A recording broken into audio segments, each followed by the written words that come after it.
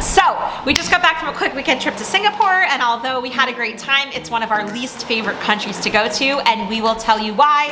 But first, we need to get into some of the shenanigans that happened because some crazy things happened.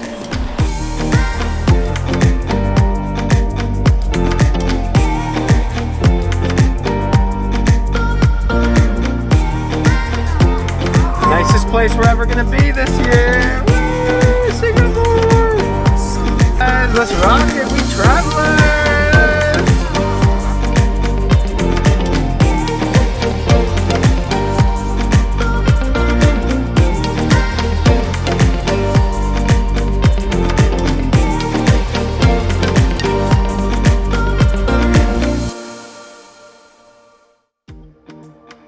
All right, so day one. We left on a Saturday morning and it was pretty relaxed. We got to the airport. Too relaxed. Too relaxed. We made it onto the plane. It was really stressful. We left our apartment like too late and we got to the airport an hour and a half before our international flight. But then checking in took about 30 minutes and then we had to go through immigration and security. And we literally got to the door as they were closing it, but we made it. Next time we will get there a little bit earlier. We just brought one small carry-on. Funny story, I bought the cheapest ticket to Singapore. It was like $50 a person each way. So with 6 people, of course it adds up. But we were allowed 7 kilos of weight per carry-on, and we only brought carry-on. So what I did was I put a few packing cubes into a rolling carry-on, and when they made it, I took out the packing cubes and handed them to the kids. Worked like a charm. Okay, anyways, airport. So we were like really late and the flight was about an hour and a half and 2 of the kids were great, 2 of them were kind of crazy.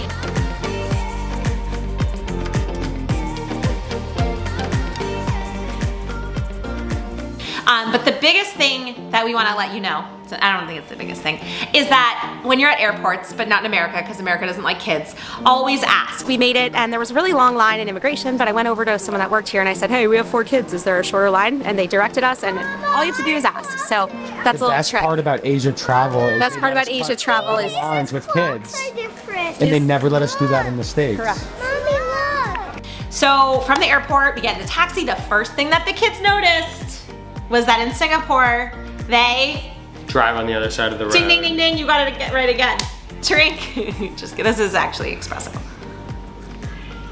Oh, that's some strong espresso. Okay, so we went to the hotel. So we In stayed Singapore, at we do tours. we stayed at the JW Marriott South Beach, I think it was called. We used all points, and the best part is that as Platinum Elite members, we get free access to the lounge for our kids as well. And so we ate every meal in the lounge because it was free, and it was like actually amazing food. We take advantage of things that are included. Yeah. When we travel. So we would feed them like 3 meals a day in the lounge. No, we did.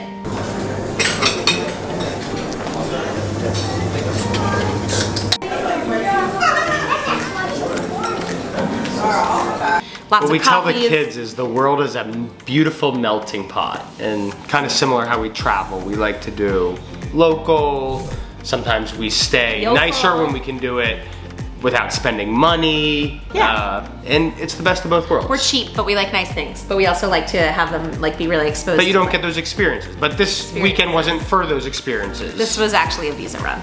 Yeah, it was a visa run. Okay, so we drop our stuff at the hotel, we get some food in the lounge, and we went to the Gardens by the Bay. So we've just arrived in Singapore. We stopped at the hotel and now we just took a taxi to Gardens by the Bay. And we've never been here before and we're really excited to check it out. It's supposed to be really incredible. And we're also gonna stop at a hawker food area.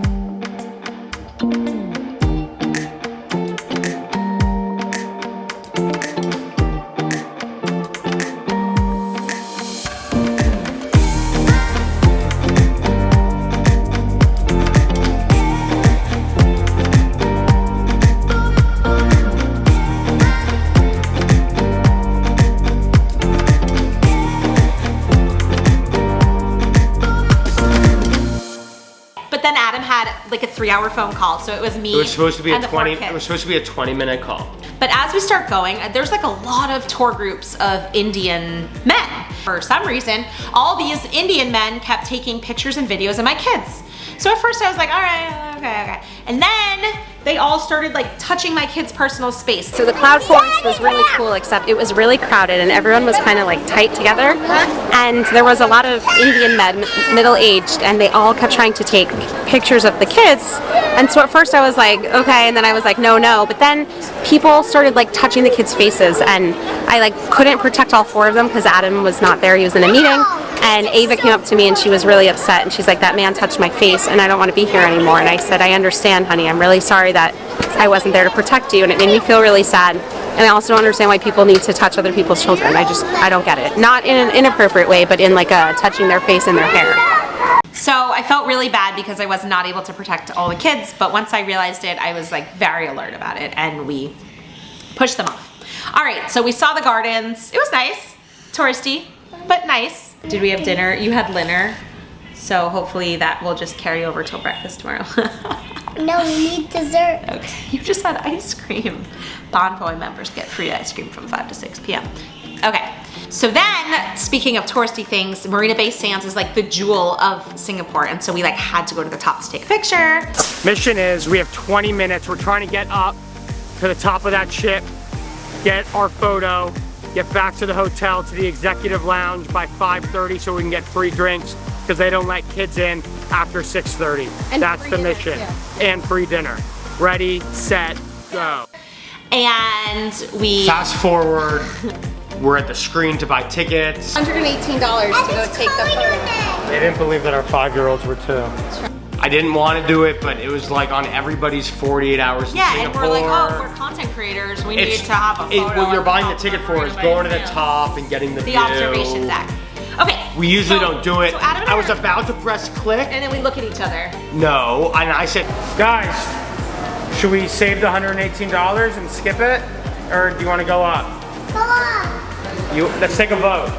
Go up. You say go up for $118? Noah, do you want to go up for $118 or keep the money? No. Say $118. Go up or skip? Skip. Skip? What do you say, Raya? Ah. You want to go up? Ava, you're the deciding vote. You're the rubber vote. Ava's the rubber vote. If she says go up, we go up. If she says skip, we skip. She wants to do both. You gotta pick one. Had it in the screen. Yes. But And then I didn't press it. Right. But we still wanted to do okay, it. but we had a stroller. So normally you take an escalator to get to like the ground floor. This is the basement, and then you go up in the elevator. We had One a of the stroller. kids was complaining about peeing at the time, so it put a little idea in our head. And we had a stroller. So So we took a family vote and we decided we were gonna skip it because it was too expensive, but we just found a random elevator and we're going up, and we probably won't see anything because they're gonna ask for a ticket and we don't have one, but we'll see what happens. But the family voted and we're not paying $118. Oh my God, my ears. Guys, do you know how fast we just went up? What? 340 meters above the Eiffel Tower. Above the Eiffel Tower.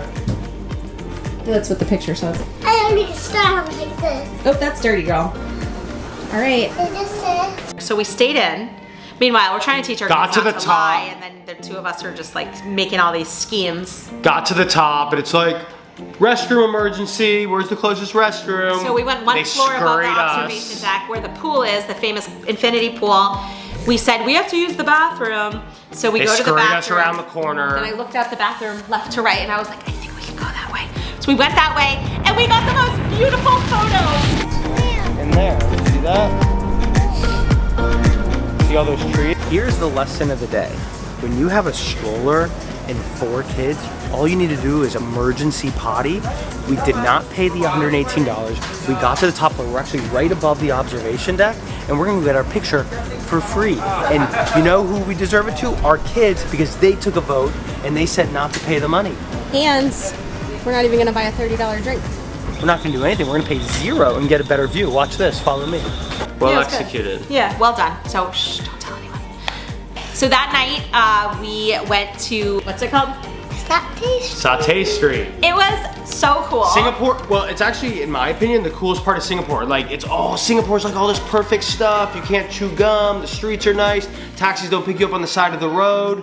But like they have Definitely can't jaywalk. but they have Satay Street, which Yeah. is like, it kind of like brings you back. It's like some street food. Well, it's they have like really good amazing hawker skewers. places. We're at Lau Pasat Street in Singapore. It's also called Satay Street.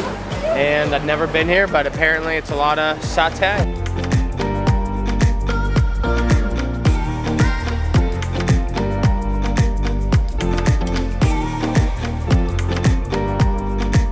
So the coolest part was that we didn't do any research. We didn't know what stalls were like the best, but there was one stall that had like 100 people in line. You go to where the people are. I don't know, everybody just puts us at the front of the line because all of our kids, it's so nice. Look at that long line.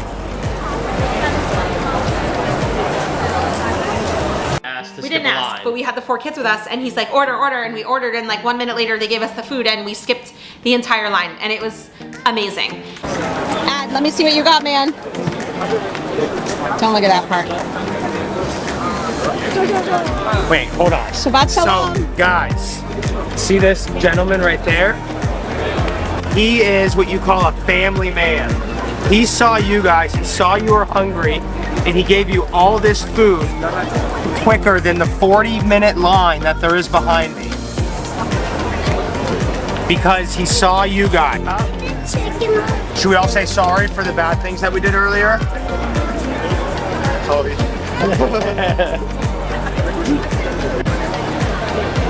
This is the best satay I've ever had. Hands down. Okay, day 2. Day 2 was a yes day. What's a yes day? Hell.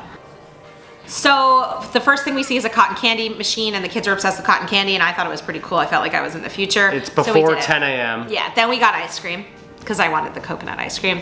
Okay, then we went to a temple and we lit some incense and we saw all the different Buddhas. We talked about that. Then we went to this like famous coffee place and we were supposed to get lunch. We did a whole video thing. We were supposed to go to a nice lunch restaurant in Chinatown, kid friendly, but we skipped it because we had a big breakfast. Okay, so it was kind of a rough then day. we decided to walk home. We just kept like... We walked home and then we had to keep going under, which is kind of cool. Well, we like did the dance party to try to change the vibe. Here's my take.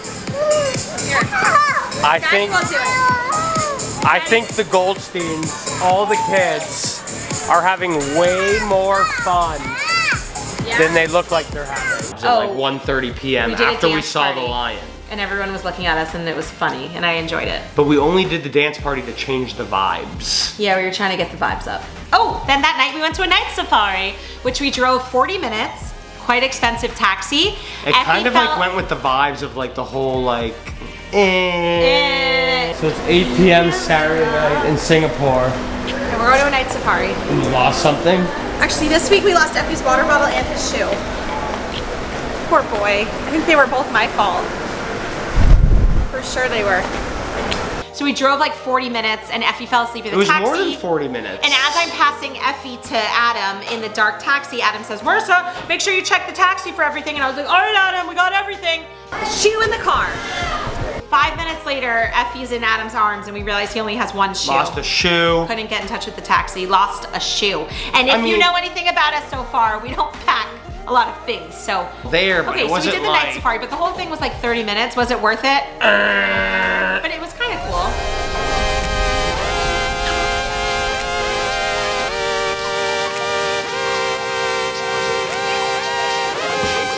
You gotta be able to see animals if you're a night safari. How can you like have an expensive night safari and not be able to see like animals? What are you talking about? I mean, there was like an animal here, an animal there. Like it was cool for the kids to say they did. Okay, what we should have done is we should have gone like at 7:30, but really gotten to the zoo at like 4 p.m. Like did the whole zoo. We should have got there thing, late saw some afternoon. Shows, did the night safari, but instead we just we went got to there the at like safari. 8 o'clock. Then we came back. Peak hour. Yep. Hello.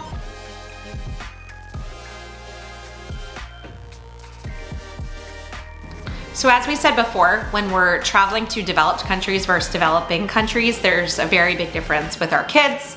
I think for sure it's easier to teach them lessons when we're in developing countries versus places that are pristine and everything's really orderly. In developing countries, you often get more of a view into how people live, how they work, how they use like what's around them, and they're more, I'd say, resourceful.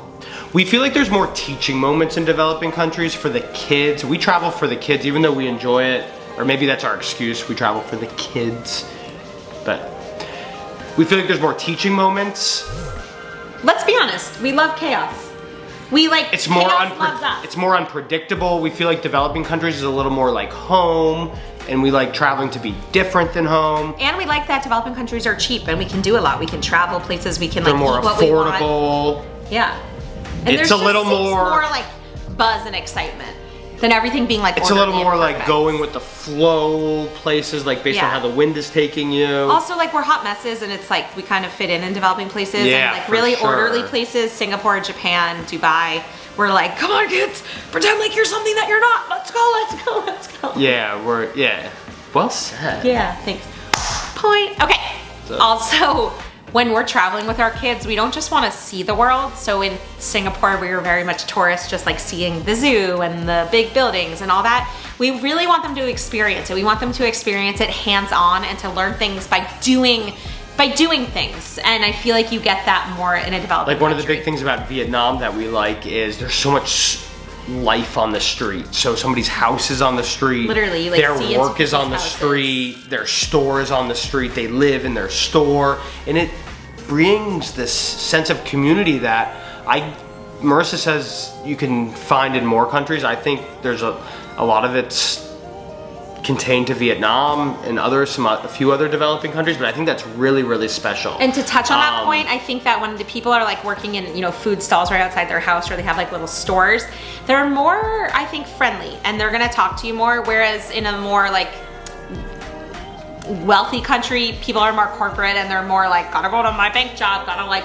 everything's at this time, and it's different, and you don't get as much like flavor. Marissa heard a perfect quote recently from an Israeli friend Who said that in Vietnam, she noticed that the women only have wrinkles here, I think here, and not here. Here, they only have wrinkles here and here because they're always so busy smiling. Yes, and all the other places, all the people have Everywhere else, they have wrinkles everywhere else because everyone's always stressed. Which I can't do right now. Another thing that we really like with developing countries is that we really like to support the local economies. And so, yes, we did stay at the JW Marriott in Singapore, so that's not a good example, but we don't like to just support big corporations. We like to support like families and villages and communities where So we stay at the JW because we have points and it's good for our bank account and it allows us to do these visa runs and fun things like that. But trust me, we feel horrible giving money to like these random safaris and gardens by the bay in Singapore when we rather be giving it to Mekong Rustic in the Mekong Delta of Vietnam. Like it's a no-brainer. And just to bring it full circle, it's really important for us that our kids can really experience and learn hands-on, and learn from people and cultures and languages and food and the way people work and the way they're resourceful in sports and all these different things. It's really important to us that they become these global citizens. And we do feel like that in developing countries, they can get this experience a lot more. I'd love to hear from you and your comments if you agree as well. Yeah, I agree with that. It's like observe and see and do and kind of put in their toolbox as part of their tools that they're gonna carry with them the rest of their lives. So it makes their toolbox have a lot of different elements to Yeah, it. and I also think like instead of just staying at nice hotels and living like a cushy life, like when the kids are getting dirty and things are like not as easy because you gotta really figure them out and put the puzzle pieces together, they learn a lot more, and it creates like that chaos, I think, is really cool, and they learn a lot from it, and so do we. I find it very challenging when we stay at a nice place to like them not feel like they're spoiled, and I have to like go out of my way to communicate things and do things so they don't get this like entitlement feeling. Yeah. Which I don't like, which is why I prefer some of the more normal stuff. Yeah. So you'll be seeing us staying in a lot of local villages and homestays and doing like the nitty gritty. And guess what? We won't be going back to Singapore this year. Well, we may. In a Boston accent, we won't be going back to Singapore this year. Singapore. Out of there. No. Really nice to go to though for like a quick weekend getaway. Good visa run. We'd go back for a visa run. Yeah, if we can stay again on points and we don't have to spend a lot of money. Yeah, it's too clean and boring. But like Singapore has great food, and we only tried because we ate Satay at Street, the lounge, and like our kids, cranky this, cranky that. Kids. Yeah. We didn't even go to any nice food, and Singapore is known for nice food, and that's what we wanted to do. Yeah. Yeah. We'll probably fly through Singapore. Okay. So anyways, what's up on our travel bucket list? In a couple weeks, we're going to Phu Quoc, which is an island off of Vietnam. All right, we have naked kids. We gotta go.